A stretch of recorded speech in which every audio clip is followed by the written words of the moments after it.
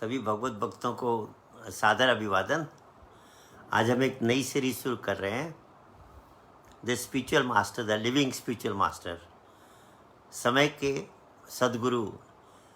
और इस सीरीज में हम गुरु की आवश्यकता क्यों है, गुरु कैसा बनाना चाहिए, गुरु हमसे हमें क्या प्राप्त करना है, इन सब बातों को लेकर ये सीरीज़ शुरू कर रहे हैं। और ये बहुत इम्पॉर्टेंट सीरीज़ है, क्योंकि हम डॉक्टर के पास जाते हैं, अगर डॉक्टर असली है तो हमारा अच्छा इलाज हो जाएगा। अगर हम नकली डॉक्टर पर चले जाते हैं तो हमारा जीवन बर्बाद कर देगा।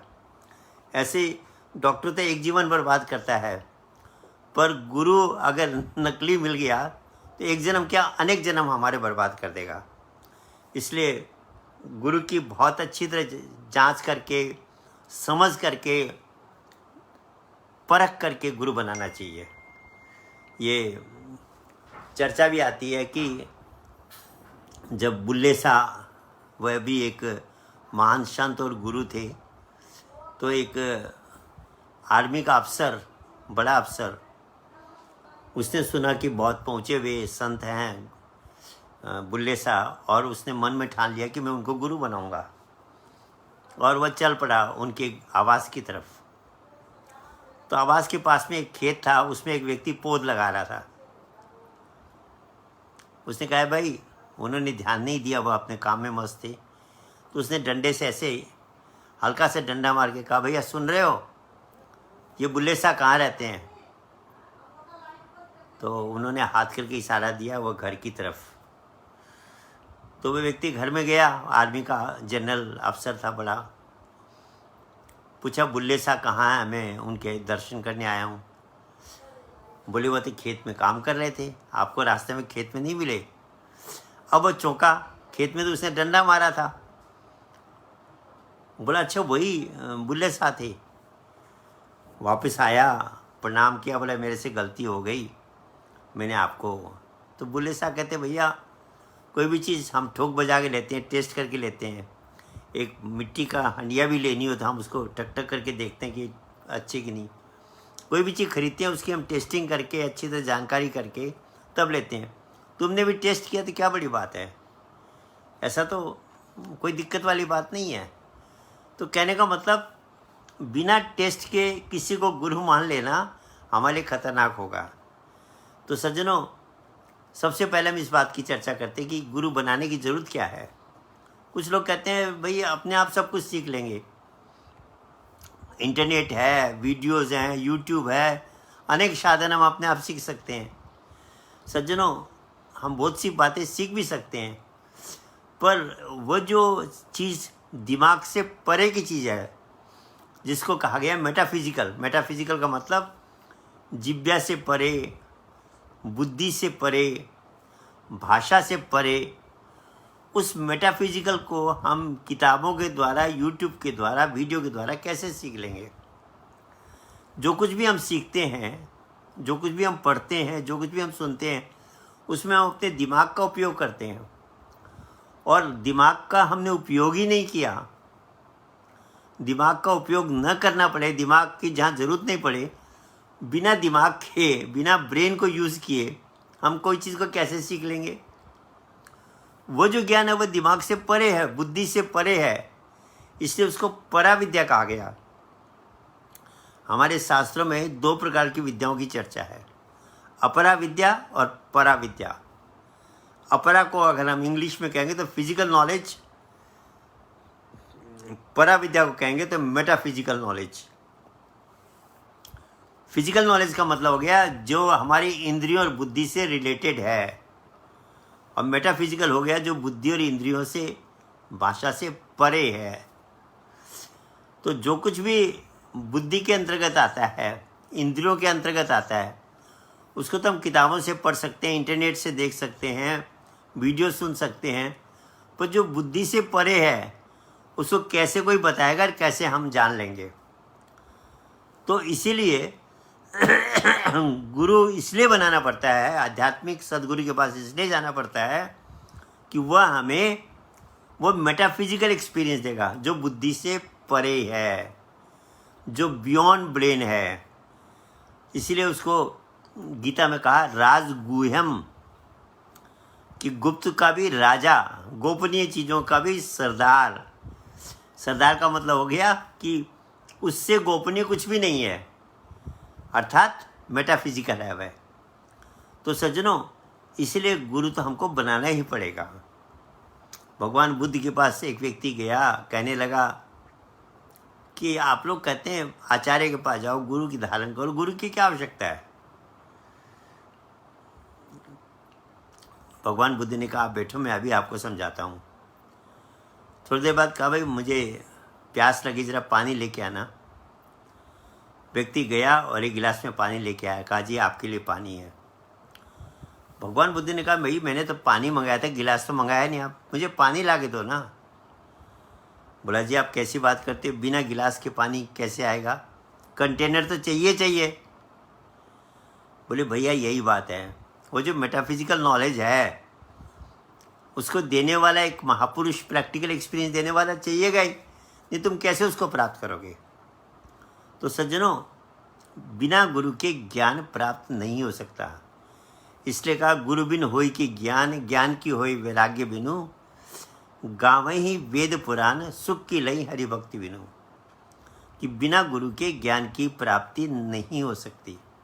आप देखिए, एक व्यक्ति ने, एक बहुत अच्छे फिलोसोफर थे, मैं नाम नहीं लूँगा, उन्होंने कहा कि कोई आत्मा को अपने आप को जान ही नहीं सकता, आत्मा को देख ही नहीं सकता, आत्मदर्शन कर ही नहीं सकता। लॉजिक क्या दिया? बोला जैसे आप अपना चेहरा नहीं देख सकते, ऐसे आप अपनी आत्मा को नहीं देख सकते। फिलोसॉफिकली तो बात इंटेलेक्चुअल लेवल पे तो ठीक लग रही थी, पर संत कहते हैं नहीं देख सकते हो। हम अपना चेहरा देखना चाहें तो दर्पण में हम अपने चेहरे को देख सकते हैं, बशर्ते दर्पण मेला ना हो और साफ हो और उसमें हलचल ना हो, स्थिर हो। अगर हमारा सामने जो दर्पण है, शीशा जो है, मिरर है, वो साफ और स्थिर है तो हम अपने चेहरे को देख सकते हैं। ऐसे ही इस मन रूपी दर्पण पे धूल जम गई है, अनेक प्रकार के विकारों की कहिए, वासनाओं की कहिए, वायरस बोलिए उसका आजकल की भाषा में, इसके ऊपर धूल जम गई है। और इसलिए इस मन रूपी शीशे में हम अपना दर्शन नहीं कर पा रहे, अपने आप को नहीं जान पा रहे, स्पिरिचुअल एक्सपीरियंस को प्राप्त नहीं कर पा रहे, सेल्फ रियलाइजेशन को प्राप्त नहीं कर पा रहे। तो ये साफ होना पड़ेगा और तब हम अपने चेहरे को अपने अंदर देख सकते हैं। यही बात तो भगवान कृष्ण अर्जुन को कहते हैं, अर्जुन कल्प के आदि में जो ज्ञान मैंने सूर्य को दिया था, उसके बाद मनु ने प्राप्त किया, इक्ष्वाकु ने प्राप्त किया, राजऋषियों में आया, फिर ये चीज़ लुप्त हो गई। आज तुझे फिर से मैं चीज़ दे रहा हूँ। लुप्त का मतलब ख़त्म नहीं हुई, उस पर कवर हो गया। रिचुअल्स ने, बाहर की बातों ने, भौतिक बातों ने, अपरा नॉलेज ने उसको ढक दिया। आज भी देखिए लोग शास्त्रों की बातें करते हैं, बड़े बड़े लेक्चर देते हैं, पर कोई इस बात को नहीं करता कि गर्भ में जो ज्ञान हमने प्राप्त किया था, जहाँ भाषा नहीं थी, बुद्धि भी, हमारी लॉजिकल ब्रेन भी विकसित नहीं हुआ था, उस समय कौन सा ज्ञान, क्या एक्सपीरियंस हमें प्राप्त हुई थी, उसकी चर्चा ही नहीं करते। वो ढक गई है। बाहर के वेदों की ऋचाएँ, बाहर के कर्मकांड, इन सब चीज़ों ने उस सत्य को ढक दिया। तो ऐसे ही जब ढक जाते हैं तो भगवान कृष्ण कहते हैं यदा यदा ही धर्मस्य ग्लानि भवति भारत अभ्युत्थानं धर्मस्य तदात्मानं सजाम्यहम् परित्राणाय साधूनां विनाशाय च दुष्कृतां धर्म संस्थापनार्थाय संभवामि युगे युगे। प्रत्येक युग में मैं आता हूँ और फिर वो जो छिपी हुई वस्तु है उसको फिर से प्रकट करता हूँ। अर्जुन कहता है प्रभु आपका जन्म तो अभी हुआ है, आप कहते सूर्य है, बिफोर क्रिएशन मैंने सूर्य को ज्ञान दिया था, ये कैसे संभव है? तो कहा अर्जुन तू जानता नहीं, तेरे मेरे अनेक जन्म हो चुके, तू जानता नहीं, मैं जानता हूँ। ऐसा कोई समय नहीं था जब मैं नहीं था, तू नहीं था। कहने का मतलब वो लिविंग इनकारनेशन हर समय मौजूद रहता है। हमारे साथ यही बड़ी समस्या है। हम पास्ट को तो एक्सेप्ट कर लेते हैं, प्रेजेंट को एक्सेप्ट करने में हमारा लॉजिकल ब्रेन जरूर से ज़्यादा दिमाग लगा देता है। डॉक्टर का 3 चीज़ समय की काम आती है। राजा, डॉक्टर और राजा, डॉक्टर और क्या कहते हैं आपका राजा और डॉक्टर जो है वो समय के काम आते हैं। बीता हुए किसी राजा से आप कहो जी, उसकी फ़ोटो से कहो जी मेरी ये प्रॉब्लम हल कर दो, तो नहीं कर सकता। ऐसे डॉक्टर भी, जिंदा डॉक्टर, चेतन डॉक्टर के पास आप जाएंगे, वह आपके रोग को देख करके आपका इलाज कर सकता है। बीता हुआ डॉक्टर आपका इलाज नहीं कर सकता। ऐसे का तीसरी चीज़ जो है वो समय का महापुरुष है। जैसे बीता हुआ डॉक्टर हमारा इलाज नहीं कर सकता, बीता हुआ राजा हमारी मंत्री हो या राजा हमारी प्रॉब्लम हल नहीं कर सकता, ऐसे बीते हुए महापुरुष से हम प्रेरणा ले सकते हैं। पर वह हमको वह ज्ञान, आज हम भगवान कृष्ण की फ़ोटो के सामने प्रार्थना करें कि प्रभु आपने जो ज्ञान अर्जुन को दिया था, जो एक्सपीरियंस अर्जुन को दी थी, वो एक्सपीरियंस मुझे दे दो, तो फ़ोटो आपको आपके जीवन की समस्याओं को हल करने में वह आशीर्वाद दे सकती है। इनडायरेक्टली, अप्रत्यक्ष रूप से भगवान कृष्ण आपकी बहुत सी समस्याओं को हल कर सकता है, लेकिन वह आपको वह ज्ञान नहीं प्रदान कर सकते जो उन्होंने अर्जुन को किया था, क्योंकि वह ज्ञान मेटाफिजिकल था। मैं महाभारत की एक घटना सुनाऊँ आपको। संजय ने पूरा युद्ध देखा और उसको जैसे हम टीवी में देख के एक्सप्लेन करते हैं, ऐसे वो सारा देख रहा था और धृतराष्ट्र को एक्सप्लेन कर रहा था कि कुरुक्षेत्र के मैदान में ये ऐसे ऐसे हो रहा है। जब युद्ध समाप्त हो गया, वेद व्यास के पास, क्योंकि वेद व्यास जी ने उसको दृष्टि दी थी संजय को, वेद व्यास के पास जाता है संजय और कहता है, महाराज आपकी कृपा से आपने मुझे जो दृष्टि दी उससे वो टेलीविज़न की तरह थी। जैसे आज अमेरिका में कहाँ का क्या हो रहा है हम यहाँ बैठे देख सकते हैं, लाइव देख सकते हैं, ऐसे वो लाइव युद्ध का सारा वर्णन कर रहा था। तो बोला आपने मुझे जो दृष्टि दी उससे मैंने सब युद्ध देखा, सब कुछ, गीता भी मैंने पूरी सुनी, भगवान कृष्ण और अर्जुन की पूरी संवाद को सुना, पर महाराज एक चीज़ मैं नहीं देख पाया। बोले क्या? बोले जब भगवान कृष्ण अर्जुन को कहते मैं तुम्हें दिव्य नेत्र प्रदान करता हूँ, उसके बाद अर्जुन कहता कि मैंने ये प्रकाश देखा, ऐसा देखा, विराट स्वरूप, बहुत सी बातें कहता है। वो जो अर्जुन ने देखा वो मैंने सुना जरूर, पर मैं देख नहीं पाया। जो एक्सपीरियंस अर्जुन को भगवान कृष्ण ने दी वो एक्सपीरियंस मुझे नहीं हुई। मैंने अर्जुन ने उस एक्सपीरियंस को जितना वर्णन किया उतना मैंने सुना और सुनाया, पर मैं उस एक्सपीरियंस को चाहता हूँ जो अर्जुन ने देखा। क्या मैं उसको देख सकता हूँ? जो कहते हैं दिव्यम ददामि ते चक्षु पश्चिम युग में श्रम, मैं तुझे दिव्य नेत्र दे रहा हूँ, तो मेरे वास्तविकता को देख। तो वो कहते हैं वेद व्यासी, बोले वो तो मेटाफिजिकल है भैया, उसके लिए तुमको सदगुरु के पास जाना पड़ेगा और वो सदगुरु तुमको वो एक्सपीरियंस दे सकते हैं। जाओ सुखदेव ऋषि के पास जाओ, वो तुमको वो एक्सपीरियंस देंगे जो अर्जुन को भगवान कृष्ण ने दिया।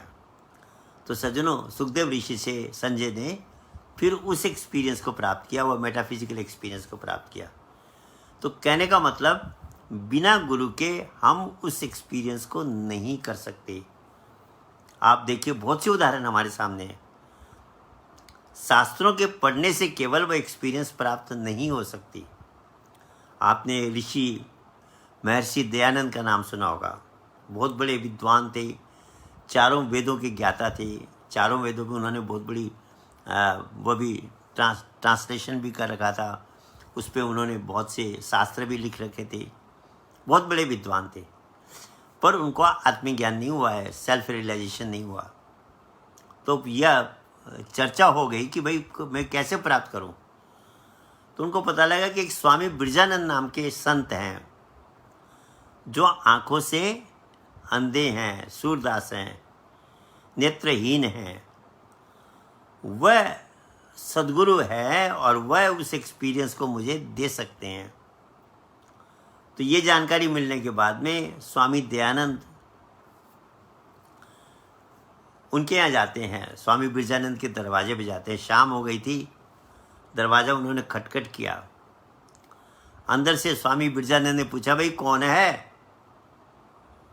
वो कहते हैं, महाराज अगर मुझे ये पता होता कि मैं कौन हूँ तो मैं आपके पास क्यों आता। इसीलिए तो मैं आपके पास आया हूँ कि मैं जानना चाहता हूँ कि मैं वास्तव में कौन हूँ। ये मेरा शरीर है, मैं शरीर नहीं हूँ। मेरा मन है, मैं मन नहीं हूँ। मेरी बुद्धि है, मैं बुद्धि नहीं हूँ। मैं वास्तव में क्या हूँ, यही जानने के लिए तो आपके पास आया हूँ। और सज्जनों, ये जानना ही जीवन का सबसे बड़ा उपलब्धि है। इससे बड़ी कोई उपलब्धि नहीं है। मुझे बीच में एक चर्चा याद आ गई। ये टिहरी के पहाड़ों में स्वामी रामतीर्थ मेडिटेशन करने के लिए पहाड़ों में गए। पहले के ज़माने में लोग, आजकल तो पहाड़ों में नहीं मिलेंगे, पहले के ज़माने में लोग पहाड़ों में शांत वातावरण में जाके मेडिटेशन करते थे। तो टिहरी के जो राजा थे, नरेश, टिहरी नरेश, उनको पता लगा कि एक संत जो है यहाँ पहाड़ों में मेडिटेशन कर रहा है। वो चले गए और प्रणाम किया, बैठ गए। कहने लगे, स्वामी जी आप तो बहुत बड़े संत हैं, मेरे मन में एक डाउट है, क्लियर नहीं है, क्या आप मुझे क्लियर कर सकते हैं? बोले, भाई बोलो क्या है? बोले कि लोग कहते हैं आत्मा है, शक्ति है, पर मुझे विश्वास नहीं हो रहा कि आत्मा है। आप मुझे कैसे विश्वास दिला सकते हैं कि वास्तव में मैं कौन हूँ, आत्मा क्या है? बोले, बैठो राजन, मैं अभी करा देता हूँ। राजन को बिठा लिया। राजन के पॉकेट में पेन था। बोले, महाराज आपका पेन देना ज़रा। राजन ने पेन दिया। बोले, पेन किसका है? राजन ने कहा, मेरा है। तो बोले, आप पेन हो? बोले, नहीं महाराज, पेन मेरा है, मैं पेन नहीं हूँ। राजा के जो शर्ट थी, जो पहन रखी थी उन्होंने, उसको छू के कहा, ये शर्ट किसकी है? बोले, मेरी है। तो बोले, आप शर्ट हो, कमीज हो? बोले, नहीं महाराज, कमीज मेरी है, मैं कमीज नहीं हूँ। राजा के हाथ को पकड़ा। बोले, ये हाथ किसका है? कहा, महाराज मेरा है। बोले, आप हाथ हो? बोले, महाराज हाथ मेरा है, एक अंग है, मैं हाथ नहीं हूँ। राजा के कान को छुआ, ये कान किसका है? बोले, मेरा है। बोले, आप कान हो? बोले, महाराज कान मेरा है, मैं कान नहीं हूँ। वह राजा नरेश सोचने लगा कि कैसा विचित्र साधु है। कभी कहता पेन आप हो, कभी कहता आप कमीज हो, कभी कहता आप हाथ हो। बोले, महाराज मैं आपकी बात समझ नहीं पा रहा, आप ये क्यों पूछ रहे हैं? बोले, राजन यही मैं तुमको समझाना चाह रहा हूँ। आपने मेरा लगाया कि मेरा पेन, इसका मतलब आप पेन नहीं हो, तभी तो आपने मेरा लगाया। आप कहोगे मेरा लड़का, इसका मतलब आप और लड़का अलग हो। आपने कहा मेरा पेन, इसका मतलब पेन और आप अलग हो। आपने कहा मेरी कमीज, ऐसे आप कहते मेरा हाथ, मेरा पाँव, मेरा सिर, मेरी नाक, मेरा कान, मेरा शरीर, मेरा मन, मेरा बुद्धि, सब में तो आपने मेरा लगा दिया। मेरा का मतलब मैं इससे अलग है, ये वस्तु अलग है और मैं अलग है, तभी तो आपने कहा ये मेरी है, ये मेरा है। तो राजन ये तो सब मेरी का मतलब ये मैं नहीं है, तो वास्तव में मैं क्या है? वही आत्मा है। वो जब तक इस शरीर में, शरीर बोल रहा है, मैं भी बोल रहा है, सब कुछ कर रहा है, जो वह शक्ति छोड़ देती है तो ये शरीर करना बोलना बंद कर देता है। उसी मैं को जानना है, अपने आप को एक्सपीरियंस करना है। तभी सॉक्रेट्स ने कहा, मैन नो दाई सेल्फ, हे मानव तो अपने आप को जान। तो सज्जनों, अपने आप को जानने के लिए सद्गुरु रूपी दर्पण चाहिए। जब हमें सच्चा सद्गुरु मिलेगा, लिविंग मास्टर मिलेगा, तब हम उसमें अपने आप को देख सकते हैं। विज्ञान ने इस शरीर के बारे में बहुत कुछ पता लगा लिया, कितने केमिकल्स हैं, कितने मिनरल्स हैं इसके अंदर, किस किस ढंग से बॉडी फंक्शन कर रही है, कौन से मिनरल क्या काम आता है, कौन से विटामिन किस ढंग से हमारे शरीर की आवश्यकता को पूर्ति करते हैं, किडनी का फंक्शन क्या है, हार्ट का, सब कुछ पता लगा लिया, ब्रेन का फंक्शन पता लगा लिया, पर अभी तक विज्ञान इस बात को नहीं जान पाई कि इन सबको चलाने वाली एनर्जी क्या है, वो कौन सी शक्ति है, मेटाफिजिकल पावर है। वह जब तक है ये शरीर चल रहा है, जब भी इस शरीर को छोड़ देता है सारे इंजेक्शन, सारी टैबलेट, सारे सिस्टम, सब कुछ स्टॉप हो जाता है। वह वेंटिलेटर से अगर हम ऑक्सीजन भी दे रहे हैं, सांसों को गति भी दे रहे हैं, वो सब भी बंद हो जाता है, सारे फंक्शन रुक जाते हैं। इन सब को चलाने वाली शक्ति क्या है, विज्ञान अभी तक उसको नहीं जान पाया। उसी को हमारे संतों ने आत्मा कहा, एनर्जी कहा, जो भी उसको आप कहिए वो कहा। तो उसको जानने के लिए हमको गुरु के पास जाना ही पड़ेगा। और आजकल तो लोग कहते हैं जी मेरे पास टाइम नहीं है, मुझे अभी फटाफट एक्सपीरियंस करा दो। सज्जनों, हर चीज़ के लिए पात्र बनना पड़ता है। पात्र शब्द का ही अर्थ है, आप देखिए पात्र कहते हैं घड़े को, बर्तन को। आपने बर्तन में पानी रखना है मान लीजिए, और बर्तन में छेद है, 1 या 2 उसमें होल है, छेद है। आप उसमें पानी डालेंगे, पानी तो डाल देंगे, पर धीरे धीरे सारा पानी निकल जाएगा और बर्तन खाली हो जाएगा। तो बर्तन में पानी डालने से पहले आप चेक करते हैं कि बर्तन में कहीं लीकेज तो नहीं है, तभी वो पात्र उसको ठहरा पाएगा। हिंदू धर्म में कुंभ मनाया जाता है। कुंभ का अर्थ क्या? घड़ा है, पात्र है।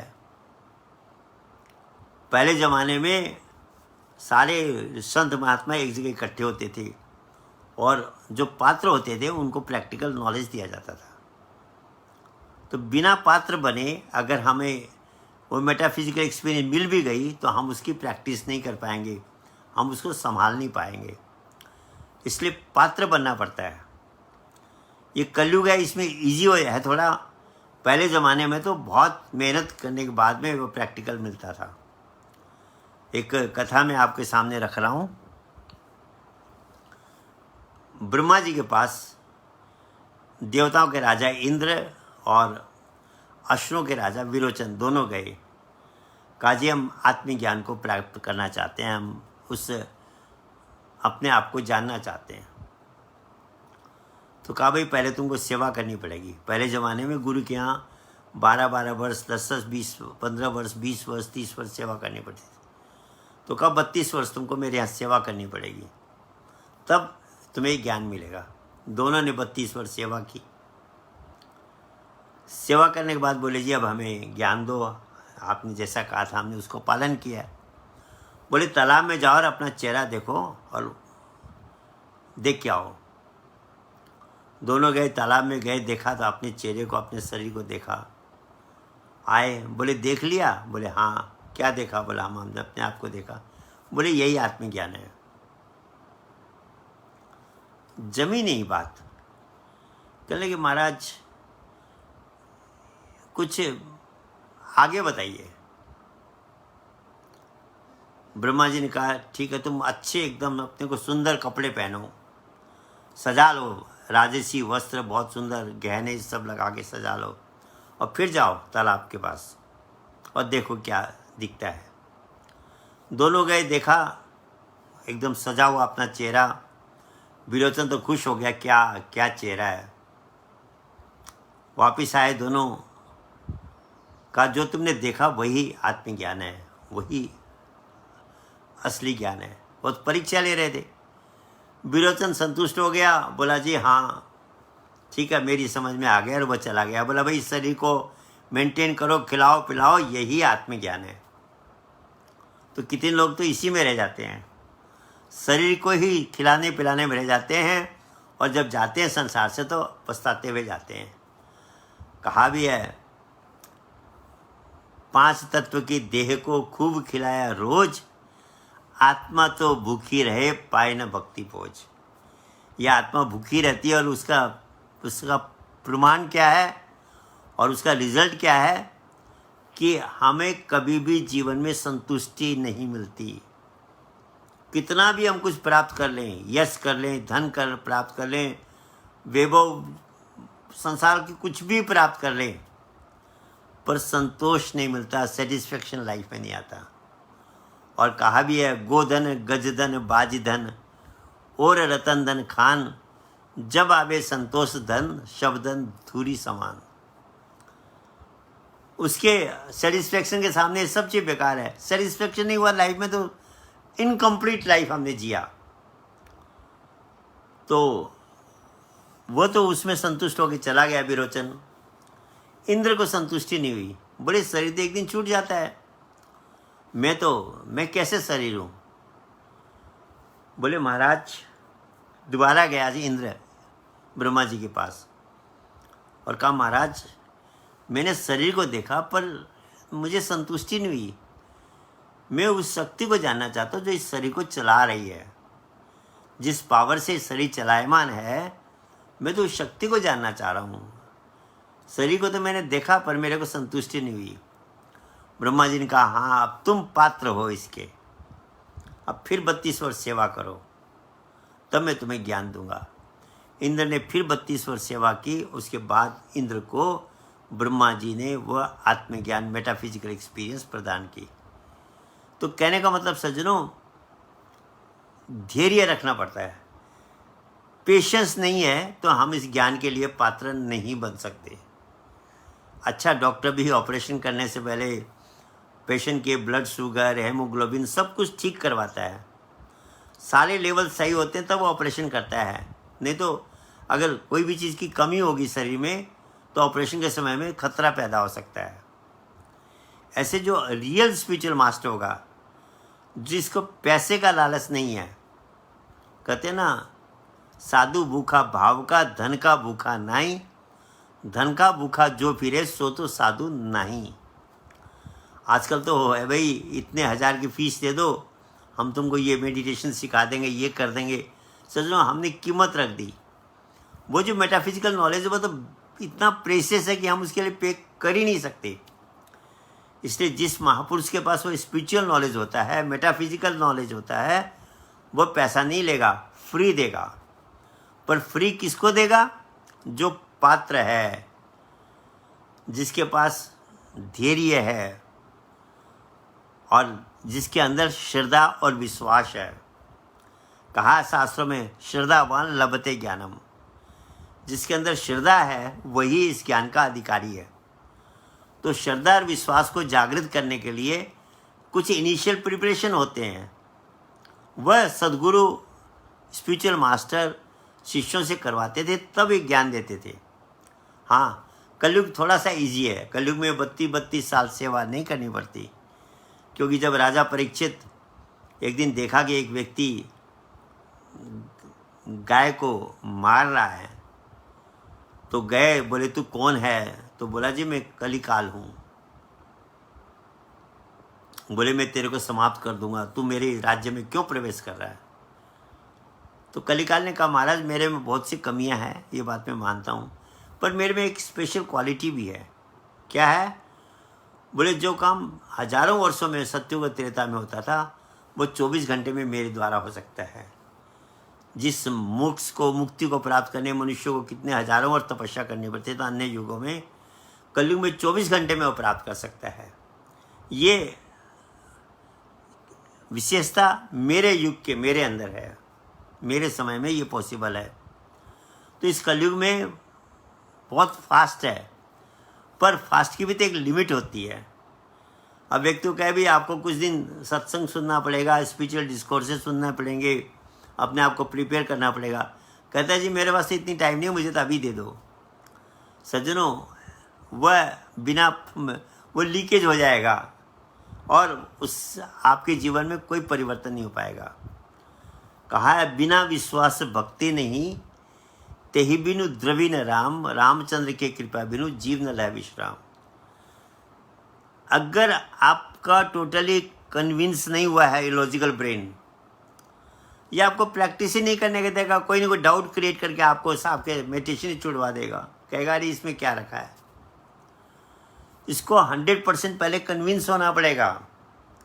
सारे डाउट्स इस लॉजिकल माइंड के क्लियर होने पड़ेंगे, लॉजिकल ब्रेन के। और इसके अंदर एक स्पेशल जिज्ञासा कहिए, क्यूरियोसिटी कहिए, सिंसियरिटी कहिए, एक स्पेशल प्यास लगनी पड़ेगी कि मुझे ज्ञान चाहिए, इसके बिना मेरा जीवन बेकार है, तब हम इसके लायक हुए हैं। पहले अगर हमने इस ज्ञान को प्राप्त कर लिया, साधन नहीं किया, तो सारी हमारी मेहनत और गुरु की मेहनत दोनों बेकार हो गई। इसलिए पात्र बनना बहुत ज़रूरी है। तभी कहा कि विश्वासम फलदायकम, विश्वास और श्रद्धा हमारे जीवन में आनी पड़ेगी, तब जाकर के हम इस चीज़ को प्राप्त कर सकते हैं। तो सज्जनों, गुरु तो हमको धारण करना ही पड़ेगा। शास्त्रों में इसलिए गुरु की महिमा गाई गई कि कहा भी है कि बिना गुरु के ज्ञान नहीं हो सकता। आप देखिए, सिंपल भाषा में ले लीजिए, गुरु शब्द का अर्थ है गु माने अंधकार, रू माने प्रकाश। हम आंख बंद करते तो हमें अंधेरा दिखता है, हमारे अंदर तीसरा नेत्र है, पर हम आंख बंद करते तो अंधेरा दिखता है, क्योंकि हमारा तीसरा नेत्र बंद है। गुरु वह व्यक्ति होता है जो हमारे तीसरे नेत्र खोलकर हमको, हमारे अंदर जो ही तीसरा नेत्र खोलेगा तो हम अपने अंदर उस प्रकाश को देख सकते हैं। जिस भर्गो ज्योति को हम गायत्री मंत्र में जप रहे हैं, उस भर्गो ज्योति को हम प्रैक्टिकली देख सकते हैं। तभी तो फर्क होता है, कथनी और करनी का फर्क हो जाता है। जब तक हमको रियल महापुरुष प्राप्त नहीं होता है, हम अध्यात्म में कथनी में रहते हैं, और सदगुरु की प्राप्ति होने के बाद में, सच्चे महापुरुष की प्राप्ति होने के बाद में, हम कथनी को करनी में परिवर्तित कर देते हैं। आप देखिए, जैसे गायत्री मंत्र है, गायत्री मंत्र को हम, सज्जनों, समय हो गया है, हम इस चर्चा को कल जारी रखेंगे, क्योंकि कोई भी चीज़ लंबी वो हो जाती है। कल हम गायत्री मंत्र की चर्चा को करेंगे, और इसके साथ साथ गुरु की आवश्यकता क्यों है, ये विषय हमारा अभी चलेगा। और इस सीरीज में ये प्रयास रहेगा कि हम गुरु के बारे में A to Z सारी बात समझ लें, जिससे कि जीवन में हमें असली गुरु की प्राप्ति हो, हम असली गुरु को ही समझ पाएँ और उनके पास उनको प्राप्त कर पाएँ। नकली और अधूरे, अपूर्ण गुरुओं के उसमें न रह करके अपने जीवन का नुकसान न करें। तो ये सब चर्चा हमारी जारी रहेगी। आज के लिए यहीं पर हम विश्राम लेते हैं। सबको मेरा धन्यवाद, नमस्कार।